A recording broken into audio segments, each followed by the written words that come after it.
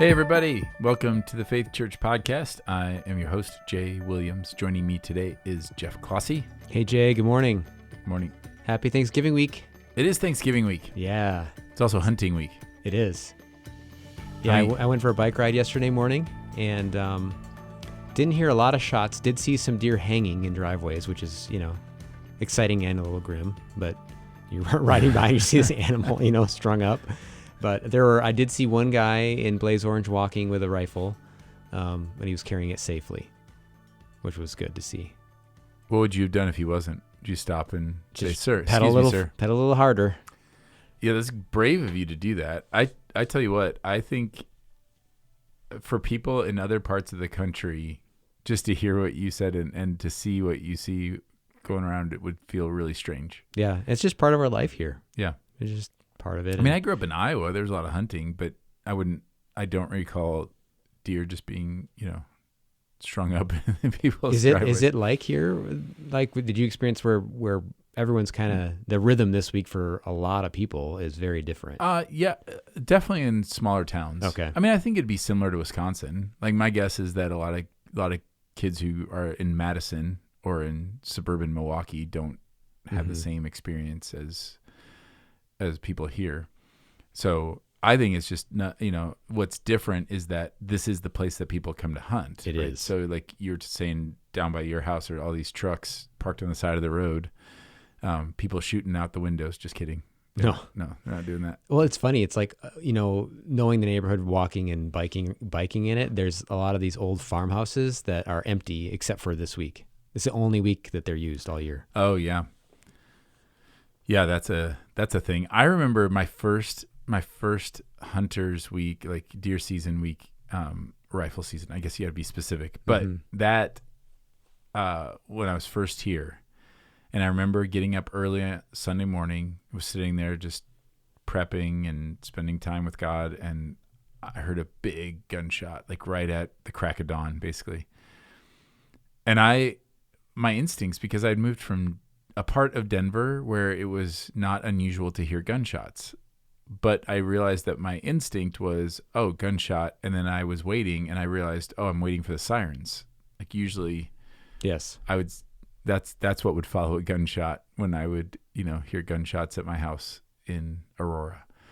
But here, there's no sirens. It was like, oh, I wonder if they just got a deer.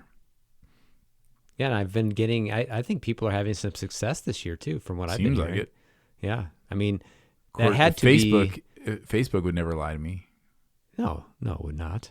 So Saturday must have been one of the nicer opening Saturdays for Wisconsin, like ever. I mean, yeah, that was mild and not snowing. And I don't know if that's better or worse for deer hunting. I think it depends on who you talk to, right? But people seem to have success that day. So the deer were definitely moving.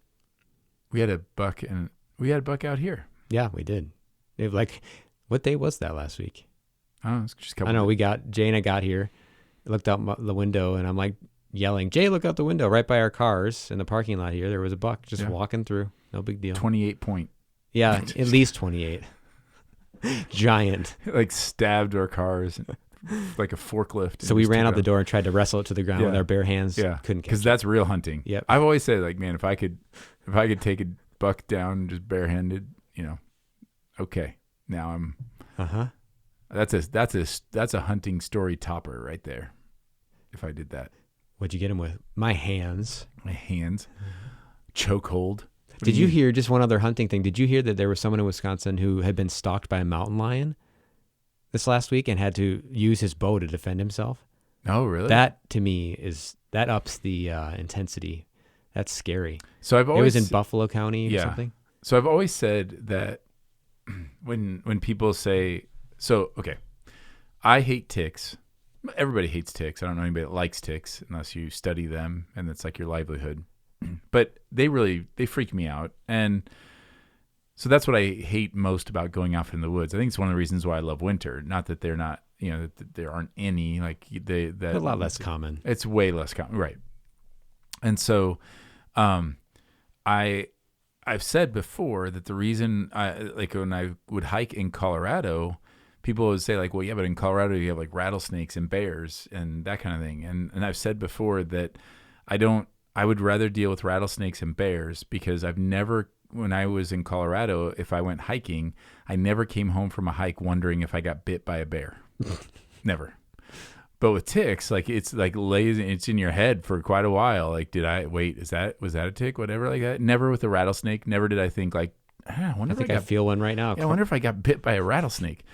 So the one exception to that rule though are mountain lions. Yeah. Because I'm telling you, if you think a mountain lion is around you, that is terrifying. Because mountain lions, they're going to stalk you, and once they decide that you're their prey, they're not letting up. Well, from what I read, this was a stalking situation. Yeah. I mean, it was a blurb, so I could have that wrong. But I was thinking, man, that is not something you're sitting up in a tree that you want to see going around and around you. Like, that's pretty intense.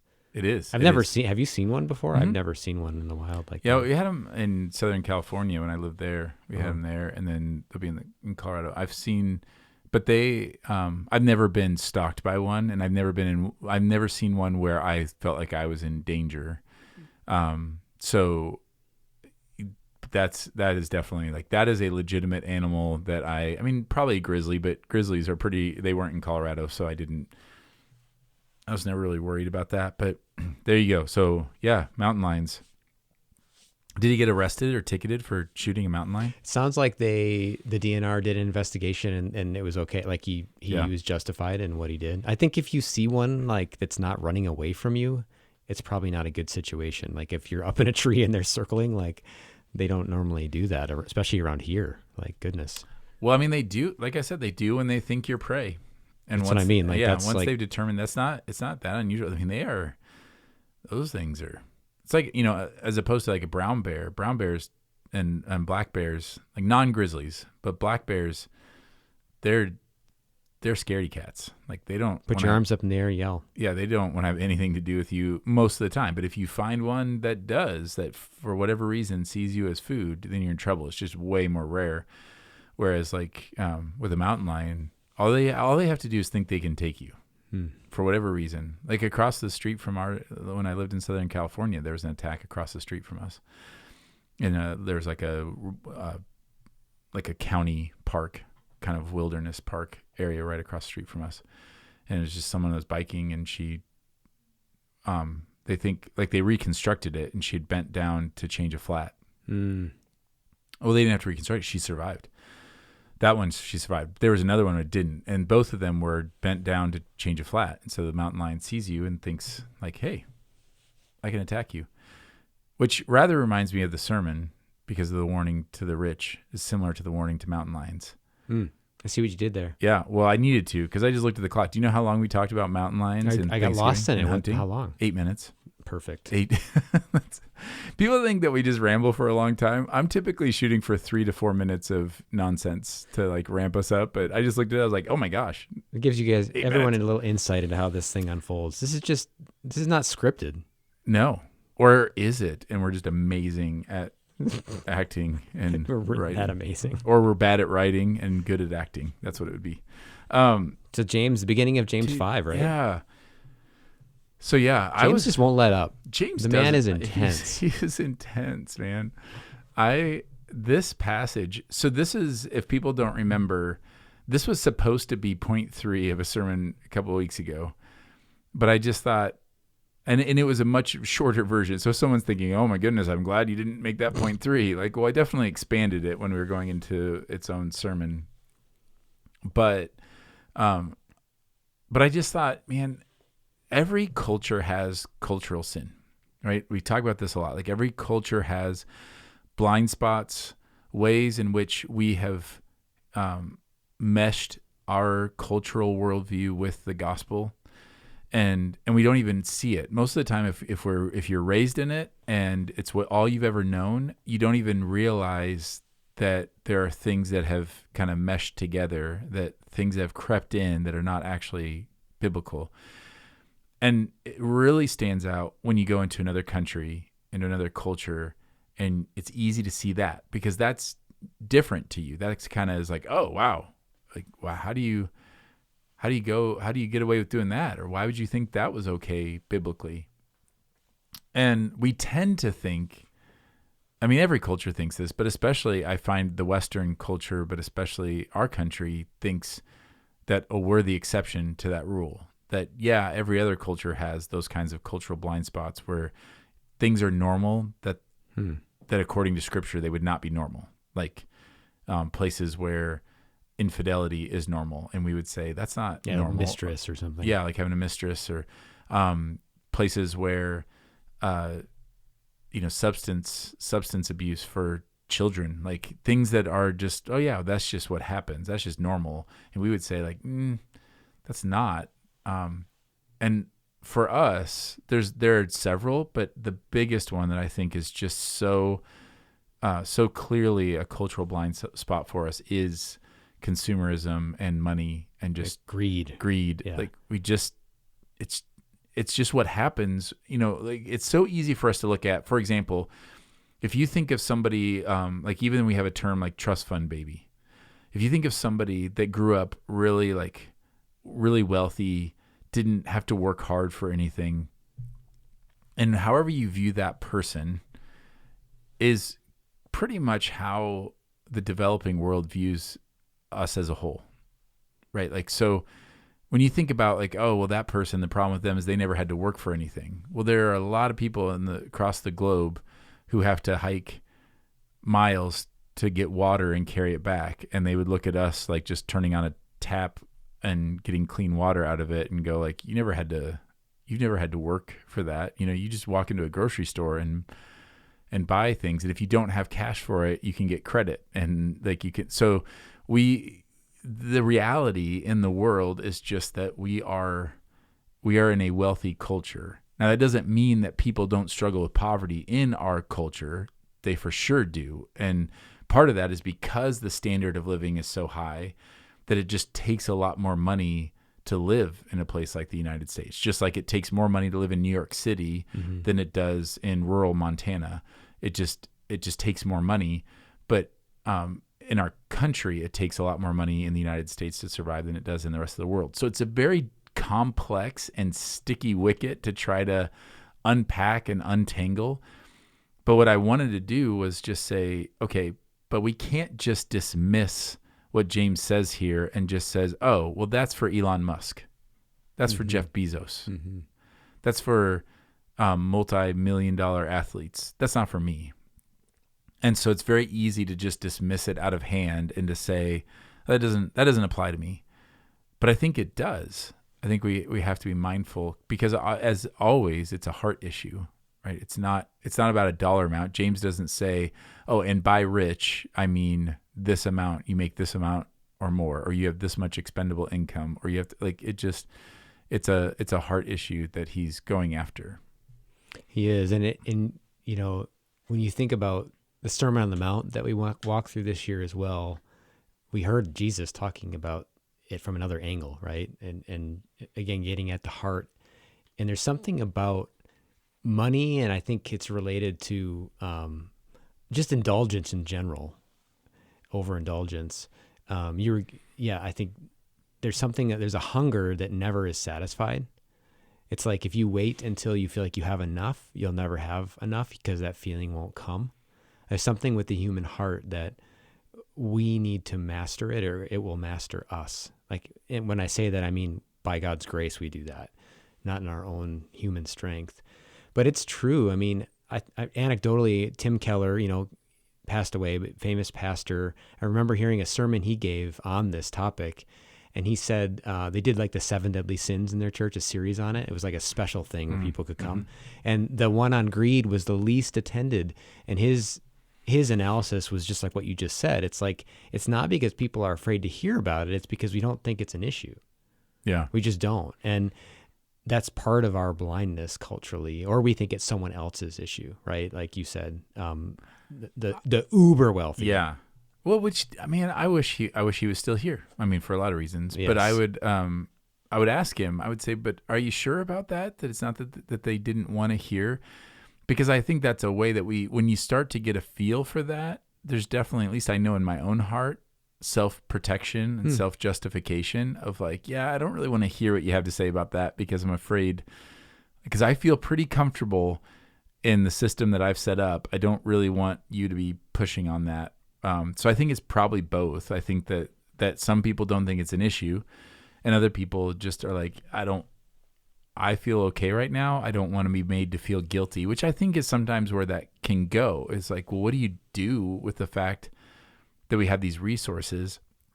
And one of the points that I wish I would have made better, like I tried to say it, but it got a little lost. And it was just simply this. So he had those warnings: hoarding, extravagance, and injustice. And hoarding is an element of fear, right? So we hoard because we're afraid of what might happen.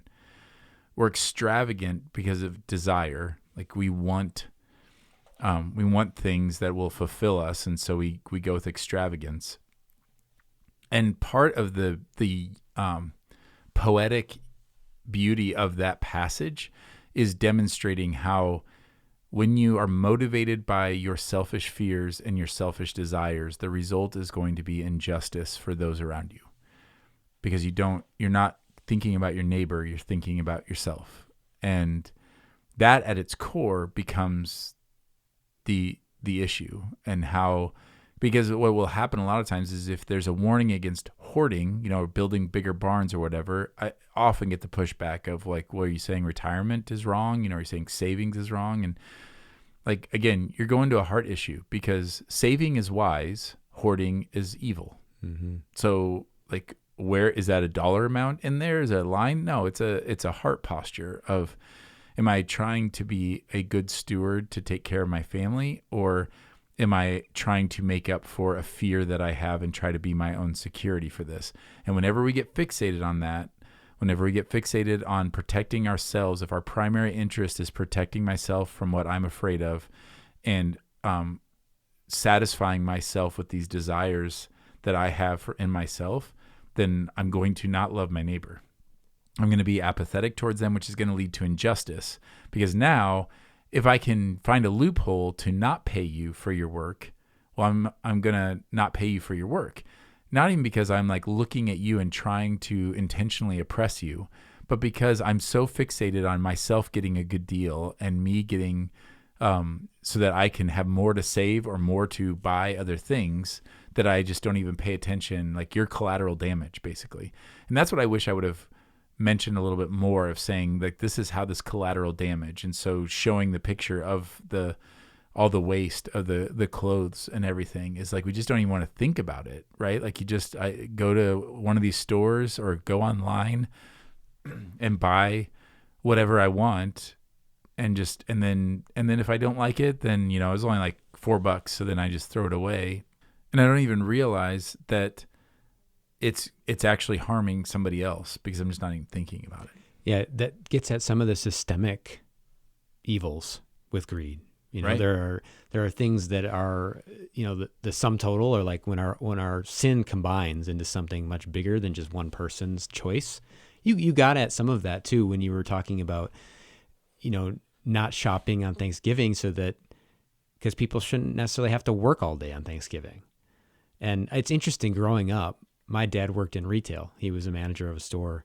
And I remember what a big deal that was for our family, when he had to be gone on holidays when everyone else was off. But how not only that happened, but how that increased over time. Like the expectation. So it used to be that we're closed on this day, and now we're open because that's a big opportunity to make money. And it's not like we're heading in a direction where that's getting better. It's gotten worse for people. So that's one of the systemic things, where people are in that. They don't have a lot of choice. They're not going to quit their job. And we've kind of all made this decision, well, we're going to shop on that day. You can also see it in things like health insurance. That's changed a lot. So when a big corporate employer will let a person work up to an hour less than what they need to qualify for health insurance, very intentionally. Now, the managers of the stores have no control over that locally. That's a corporate decision, right? But that impacts lots and lots of families, because now they don't have insurance. They don't have the things they need for their families. So it's that greed has I appreciate what you were just saying. So it has a compounding effect on those around us.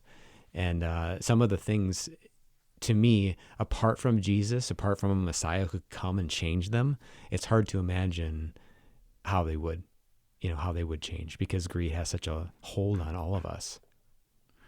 It does. And it's, like I said, it's not even in those situations, people are looking at the bottom line. Like, it's so easy to think that the only people that James is warning here are like the evil villain in some kind of movie, or Scrooge McDuck, Yep. somebody that I like that it's Scrooge McDuck and not like Scrooge.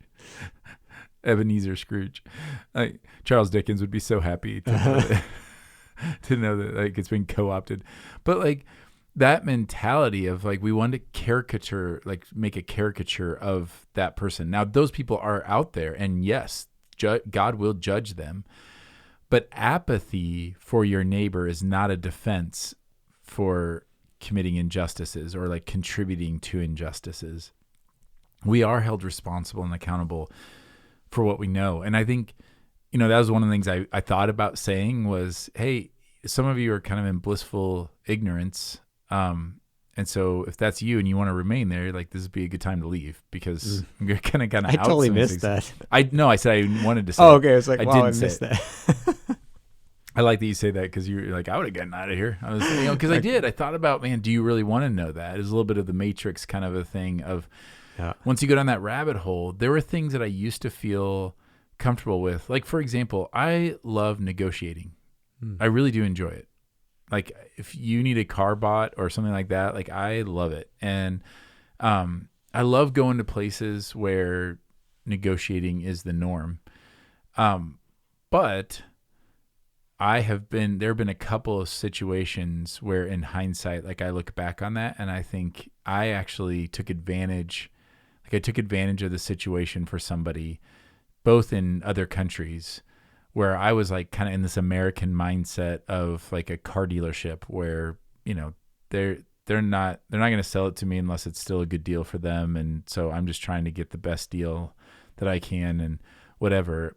And then I end up in a situation where you realize, like, oh, they sold me that vanilla for that because they literally needed to go get something to eat. And so even though they lost money on it, they needed it to turn into liquid assets. And you're going, oh, well, that's not, like, I should have come in those places looking to pay full price for things, or like to be generous. Like, what would it look like if I was instead of thinking, how can I get the most stuff possible for my money? How can I be a blessing with this money for somebody? And, I feel conviction over that, but that has changed my my behavior in those situations and my mindset, because it really is a mindset. Because as long as I'm not thinking about their situation, then it's a game. It's like, it's my own, like, man, I'm just being wise because, like, I can get more with it, but that's not. Yeah, it's interesting when the posture shift from, I want to use this to get as much as I can from you, this meaning money, to, I want to use this to be a blessing to those around me. And yes, I have needs and those will be met. But it to me, that's a massive shift, going from I get to I want to bless. I want to love and serve. And I think that to me is a massive shift. And that's what's the kingdom of God is about, right? This overflowing generosity, because there isn't a scarcity in the kingdom of God. There isn't. No. We don't have to be trying to get more than what we should get, because we don't have to worry about that. Yeah, I mean, imagine being Elon Musk's son or Bill Gates's son, and like you run into Bill Gates's son, and he's hoarding, like, I don't know, he's at Subway and he's just like insisting on, I don't know, like taking money from the tip jar or something like that to pay for something, or hoarding a sandwich and somebody needs something and he's like, no. You'd just be like, you would think, what is wrong with you, man? Like, you literally have access to more money than I could ever imagine. But that is the life of the Christian, right? Like, we are heirs to this kingdom, and is our mindset, I know my Father, like, I know he's taking care of me, and I know that to be generous in this situation. It's not always like on one hand, it's not like, oh, if I give somebody $20 that I'm going to come home and there's going to be a check in my mailbox for $40, or anything like that. Though I've had that happen, like not the check in the mailbox, but where just randomly somebody gives me something. I know you've had situations where people just randomly give you things, feels random. Mm-hmm. And so it's not necessarily that. At the same time, when the disciples say to Jesus, like, oh, well, we've given up we've given up everything to follow you. And Jesus kind of looks at them like, you've given up nothing. Like, there's nothing you've given up that you're not going to get paid back 10 times, 100 times in this age and the age to come. Like, Jesus says that. And so the question is, do we believe him, or do we think it's just going to be about, being frugal? Because that's what a lot of times when you read a warning like this, then that's when we can start to buy into the idea that it's sinful to be wealthy or to make money. And that's not what Jesus says. He says it's really hard to follow him if you have money. And that's one of the things that I think we don't always understand, that Jesus was the original mo money, mo problems guy. Oh my. There you go. It's a little nugget for people. We gotta fade that in. No, we can't. It's probably copyrighted. Right. I don't get the podcast canceled. You're welcome. But that's the reality. The warning is it's really hard to be faithful. Well, why would that be? Because when you have a lot of money, it becomes very easy to get fooled into thinking that you are your own provider, that you are taking care of yourself, that you're the reason why you have all that. And it makes you feel way less needy towards God, like way less dependent on God, even though the reality is he blessed you with all of that. So it's actually easier when, like, the more we can be dependent on God, the easier it is to follow him. Well, that means trials. Like, by definition, it means when I see my inability to provide for myself or to control my world, that's when I'm most likely to turn to God. And so when you're wealthy, that is harder. And so that's the warning. But it's not just like, okay, we'll just give up money. There have been ways people have tried to do that, but it's not just about being frugal. It's about investing, like not trying to hoard to myself, but to invest in kingdom things, and not trying to live in extravagance, but let my extravagance be demonstrated in generosity. Yeah, it's again that shift from self to others, from self to blessing, and that to me is the key. And that's the hard thing though, because it's interesting. On even someone could read this passage in James and be duped into actually just making it all about themselves. And you can kind of fall in either ditch. You can either ignore it and it's not about me, it's about someone else, or I just need to think about myself all the time. And there's got to be some middle ground where, yeah, this is about me. This is about my heart. This is about what I desire, and what will I do to get what I desire, and how much of my energy and thought life and time will it take, to get what I desire. All the while missing out on the most, valuable thing that's already ours in Christ. That, to me, that for a disciple of Jesus, that distraction away from him is at the heart of what's wrong with it. Obviously, it harms people when we're greedy, but then we're missing out on getting to enjoy him and on bringing him glory through that enjoyment. Yeah, which is just choosing like what's most valuable. Mm-hmm. Like, what's the better thing? Is it this thing that I can buy in extravagance, or is it feeling God's good pleasure as I get to be generous towards others? And like you said, the ditch, it's interesting that if you fall into the ditch of just feeling guilty for having stuff, that is also very self-centered and self-focused, right? So yeah, that's not the aim. My aim is not like I said, to have people feeling guilty for every bite of stuffing or turkey, on Thursday. That's not the aim at all. And that would not be pleasing to God, because again, that's just so self-focused and self-justifying. The question is just, what does it look like to be faithful in any given moment?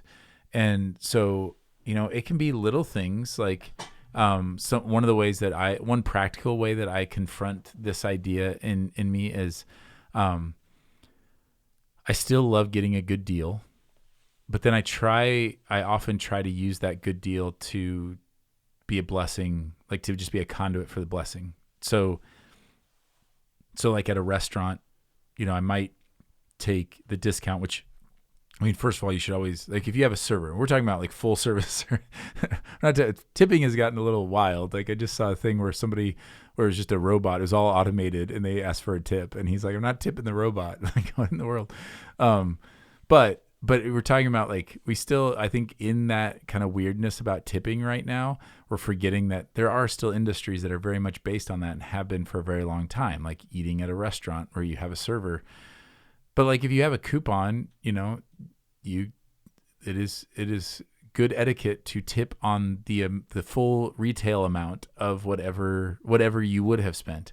But then on top of that, like if you saved $10 on your dinner and you tip on the full price thing and give them a little extra on top of that, like use some of that towards them, like it's kind of, those are little things that, that I try to just think of. It's not about, like, I was in a situation for a while where I literally would feel guilty. I couldn't even buy a coffee because I just thought, like, this coffee is like a week's wages for a lot of people in the world. But man, that's not my responsibility. I'm not omniscient. I'm not God. I can't, he has placed me where he has placed me. But at the same time, I don't want to be flippant about any of those things. And I still want to think about, like, well, how can I be generous? How can I make sure if I buy coffee, like, I want to buy it from companies that take care of their employees, that source the coffee ethically, because that's a thing for a while. Because obviously when we're driven by the bottom line, well, what do you think a business is going to do? They're going to try to get the best deal on coffee beans that they possibly can. Well, when you're a big company, you have a lot of power. You can back people into a corner where they don't really have much of a choice but to sell you beans at a really crazy low price, because what are they going to do with a bunch of coffee beans? Like if you back out of that deal. And so that was one thing that changed, I don't know how many years ago, where this kind of got brought to light, and Starbucks and other coffee shops started realizing, like, oh yeah, it's kind of poor form for a multi-billion-dollar corporation to be nickel and diming a poor Colombian farmer, So they hopefully have kind of stopped doing that. But like I pointed out on Sunday, the clothing industry is very much coming under fire for that, because there are a lot of companies that are just saying, like, I don't know. We just get these materials and don't ask. Like, just don't ask where it comes from. Don't ask who made it. All we care about is, can we get it for a lower price, which then means you have that competitive, competition, and people keep driving each other lower and lower, which means worse and worse working conditions for people. And all because I don't want to pay an extra $1 for that shirt. I'd rather pay $4 than $5. Yeah, that's some of the systemic, like, that's so big. It's not so just big. One person. Right.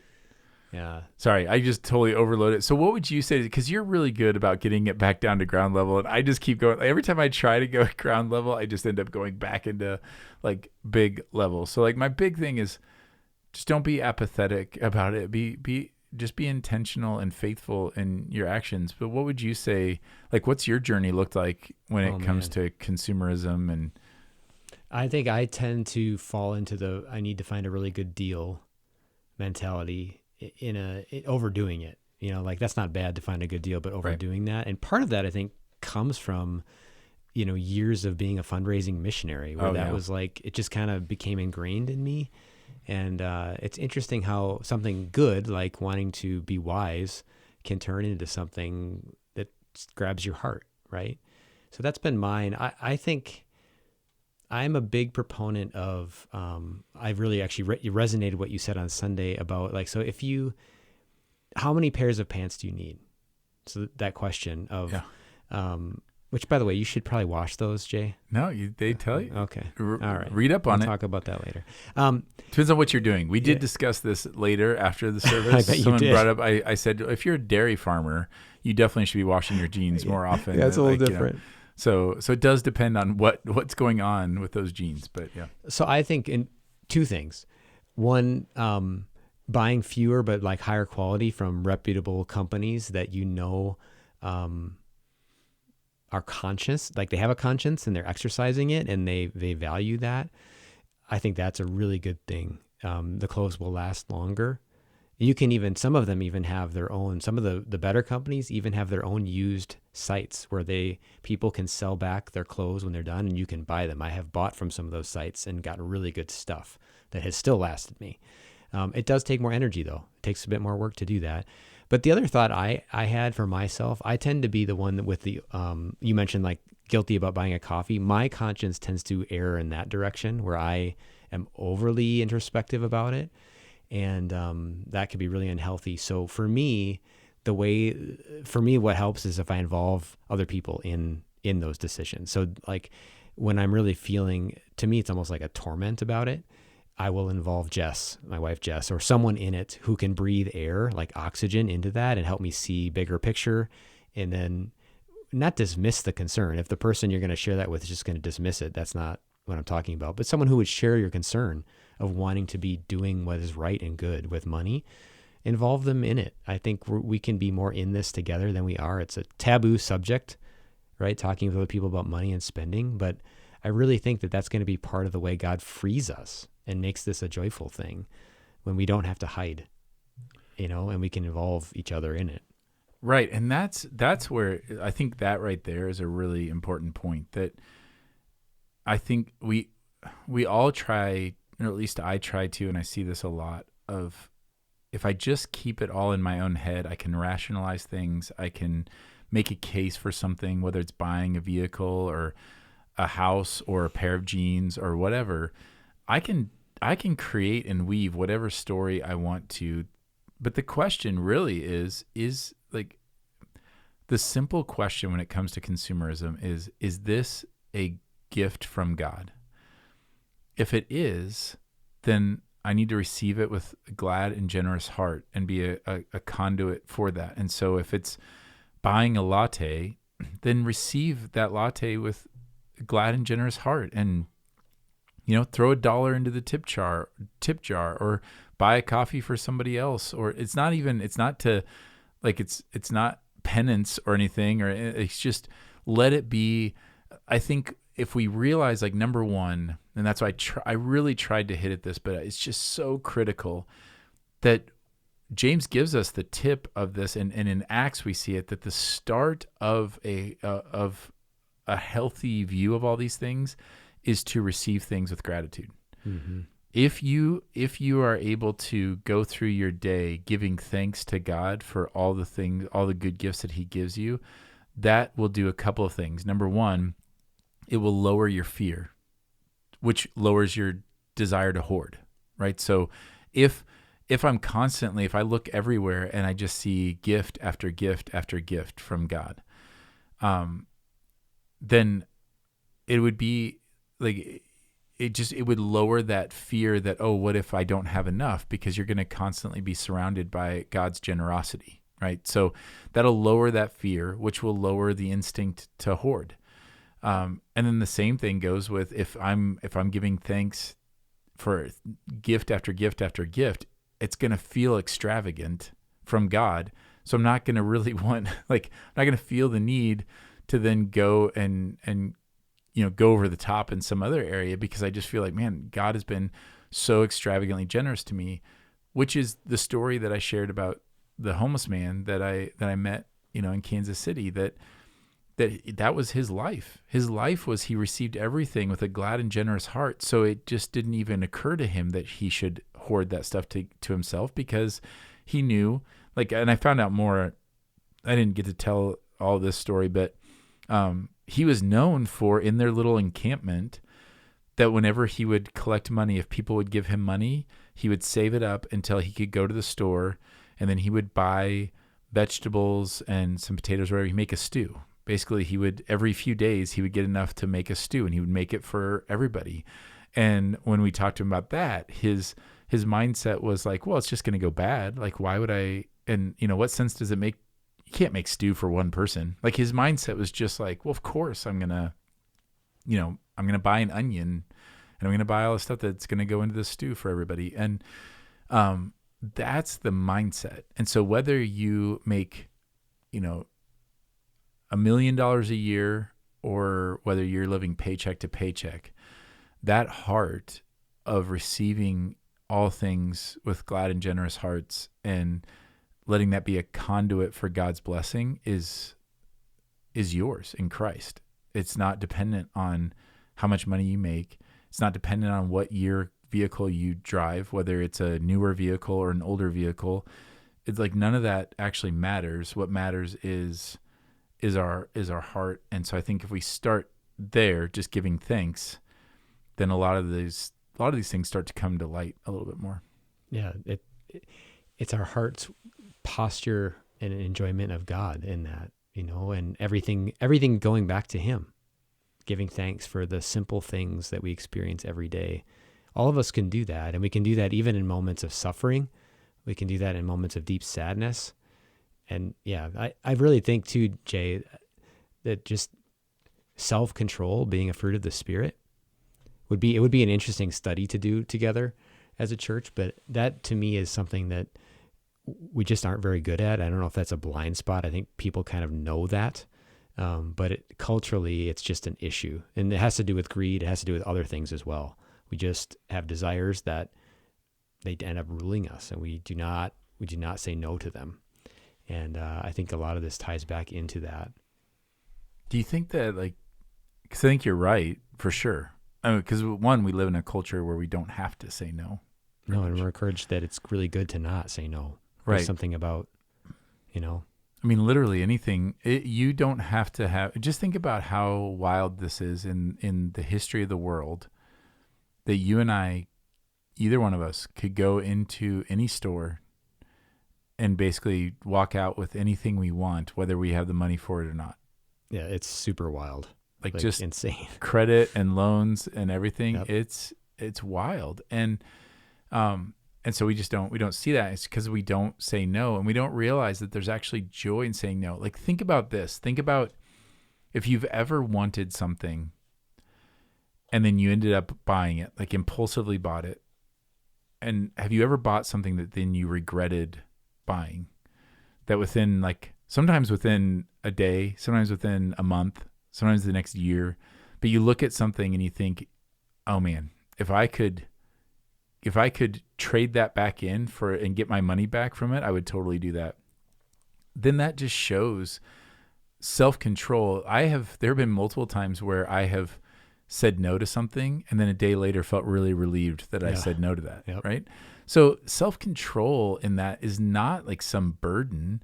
God's saying like, no, this is actually better, because when you buy that thing, you're actually taking on stress. And so that's why all that matters is this a gift from God, or, is it not? And I think we just need to not be afraid of that. And we need to be able to ask others and to people that we trust. And I think part of that too is telling God, being honest with God about your desires. Like I've shared before about when I really wanted a camper, like I wanted a camping trailer. And I remember thinking someone asked well, have you asked God? And I hadn't, because I literally thought why, I didn't know this. I wouldn't have articulated this at the time, but when I really dug into why has this not been a part of my prayer life? Well, it felt selfish. There's a part of me that was afraid that God would say no. And so I wanted to just think about it in this fantasy world and maybe figure out a way that I could justify it. And once I realized I was doing that, I was like, that's gross. And I'm not going to enjoy it then.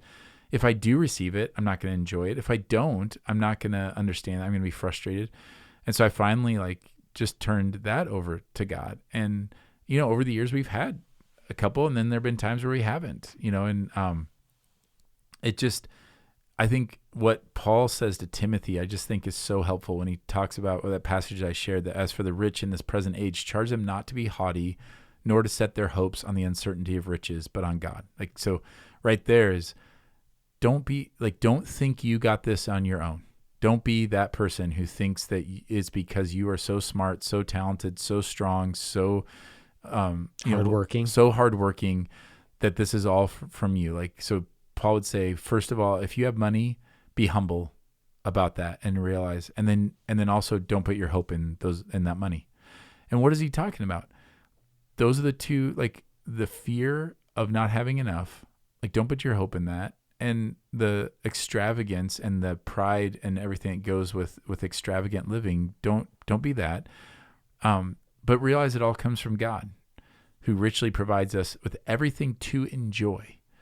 And so that's so once you realize, think about how twisted we are, that we would think, well, God probably just wants me to always eat, bread and, or beans and rice and drink water and never enjoy anything. Like, that's not our God. He gives us things to enjoy. And by the way, in case you think like, well, but how can I enjoy this steak when there are people in the world that, eat beans and rice? Now listen, there's a level of poverty that we would say, once you have food to eat and water to drink and you have shelter and clothing. This is why when scripture says with these things, you be content.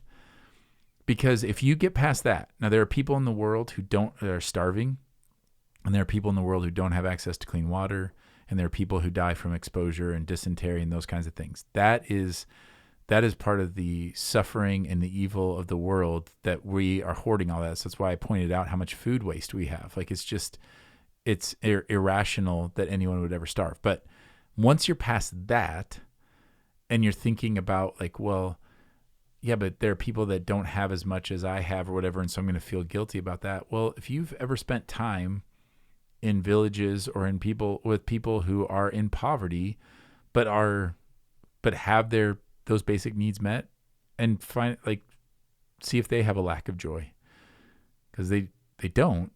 Like, I mean, there's blessing after blessing that God gives them, and there's a blessing in simplicity, that they just enjoy. They enjoy each other. They enjoy the simplicity of what has been given to them.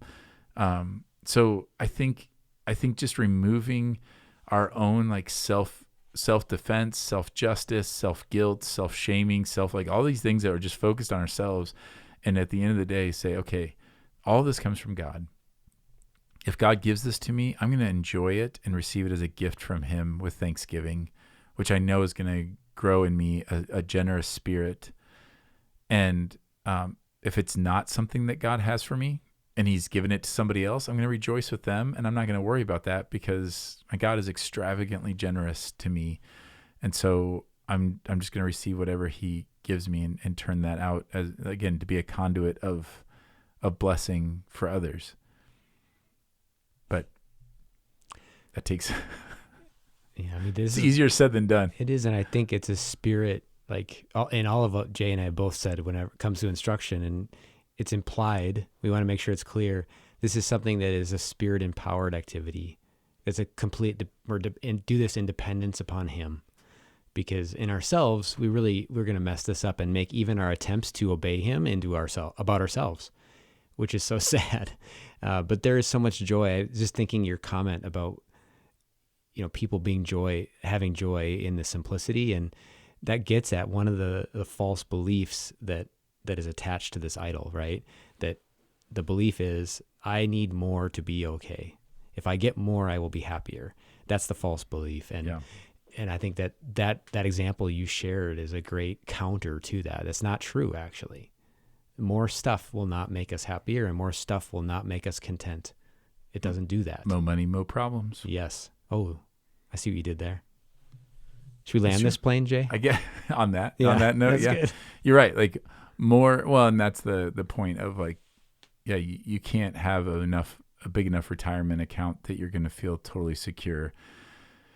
And you can't buy enough things as we approach Black Friday and everything, that you're not going to be able to buy enough things.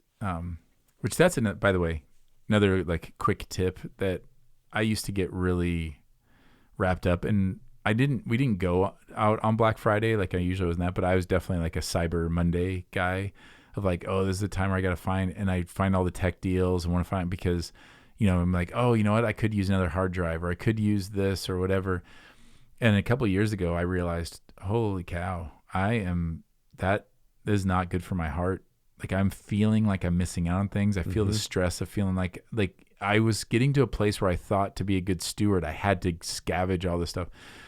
And so now what I try to do, and what I've done the last couple of years, is during the year, whenever I think, oh, I'd like to get that, or we could use another one of these. So like a hard drive or something like that, or whatever the case is, a tent, like I'll make a note of it. And then when Black Friday comes around, when all these deals come around, I'll just look at those things and see like, okay, is this the time? Like, and I make a note of what they normally sell for. So like if in July I think, oh, we could use a tent, but then like I think, well, we're not going camping again this year, so I don't need it right now. So I'll just make a note of that, and this is what it's selling for on July 12th or whatever.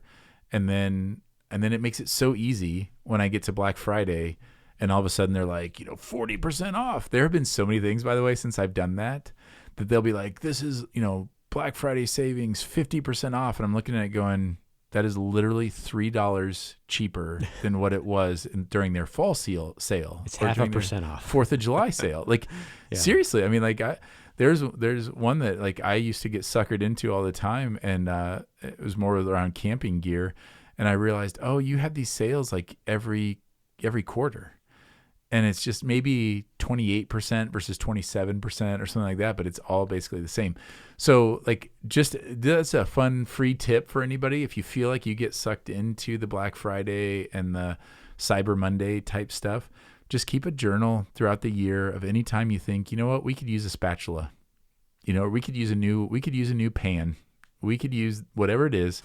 If you really need it, buy it in July, because most of the time, like, it's not that big of a difference. But if you don't, you're like, I don't need it right now, I'm just going to make a note of that. And then when this comes up, you can still get the satisfaction of being like, oh, look at this. I saved $10 on that. And, it's something. So there you go. There's a little tip. But otherwise, like, we just want to be able to help each other in this. The big thing is, I don't want to be afraid of seeking these things. And God is extravagantly generous with us. So let's give him thanks and help each other do that. Rejoice with each other as we receive good gifts from him. And not, because he doesn't want us to have a spirit of fear. He doesn't want us to have a spirit of shame. But we want to consider our neighbor and just continue to consider, what does it look like to live as a part of the kingdom together. We want to help you do that. You can email us at connect@faithpastigo.com, or talk to us on a Sunday. We would love to visit with you about what this looks like in your life. We hope this has been helpful. Thanks for listening. Till next time, grace and peace, and happy Thanksgiving.